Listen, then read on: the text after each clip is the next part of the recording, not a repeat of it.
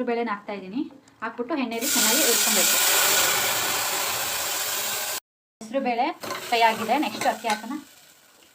Wash ಮಾಡ್ಕೊಂಡಿರೋ ಅಕ್ಕಿ wash ಮಾಡ್ಕೊಳ್ಳಿ ಒಂದು 2 ಟೈಮು.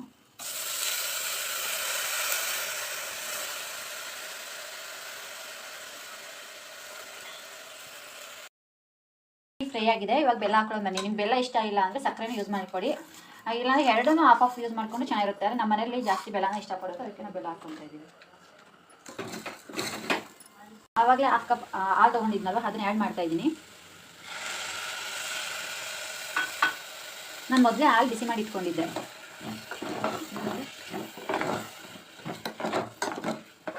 ಅಕ್ಕಿ ಹಾಕೊಂಡಿದ್ನಲ್ಲ, ಅದೇ ಕಪ್ಪಲ್ಲಿ 3 ಕಪ್ಪು ನೀರು ಹಾಕಿ ಸೇರಿಸ್ಕೊಳ್ಳಿ. ಯಾಕಂದರೆ ಹಾಲು ಸೇರಿಸ್ಕೊಂಡಿರ್ತೀವಲ್ಲ, 3 ಕಪ್ ಸೇರಿಸ್ಕೊಂಡ್ರೆ ಸಾಕು.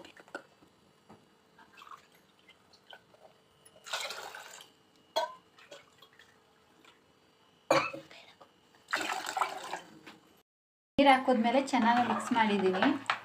ಆಮೇಲೆ 2 ವಿಸಿಲ್ ಆದಮೇಲೆ ಹೇಗಾಗಿದೆ ನೋಡೋಣ ಬನ್ನಿ.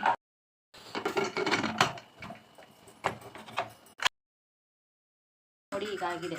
ಓಪನ್ ಮಾಡಿದ್ಮೇಲೆ 1-2-3 ಟೈಮ್ ಈ ಥರ ಮಿಕ್ಸ್ ಮಾಡ್ಕೋಬೇಕು. ಚೆನ್ನಾಗಿ ಮಿಕ್ಸ್ ಮಾಡ್ಕೊಂಡ್ರೆ ಬೆಲ್ಲ ಎಲ್ಲ ನೀಟಾಗಿ ಮಿಕ್ಸ್ ಆಗಿ ಟೇಸ್ಟ್ ಚೆನ್ನಾಗಿ ಬರುತ್ತೆ. ಅದನ್ನು ಮಾಡಿ 2 ಮಿನಿಟ್ಸು ಚೆನ್ನಾಗಿ ಮಿಕ್ಸ್ ಮಾಡ್ಕೊಳ್ಳಿ. ಅದಕ್ಕೆ ನಮ್ಮ ಅಮ್ಮನಿಗೆ ಹಾಕೊಳ್ಳೋಣ ಬನ್ನಿ.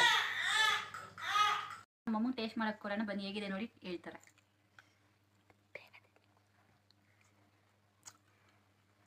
ಟೇಸ್ಟ್ ಎಲ್ಲ ಚೆನ್ನಾಗಿದೆ, ಸ್ವೀಟ್ ಎಲ್ಲ ಕರೆಕ್ಟಾಗಿದೆ. ನೀವು ಟ್ರೈ ಮಾಡಿ ಕಮೆಂಟ್ ಮಾಡಿ.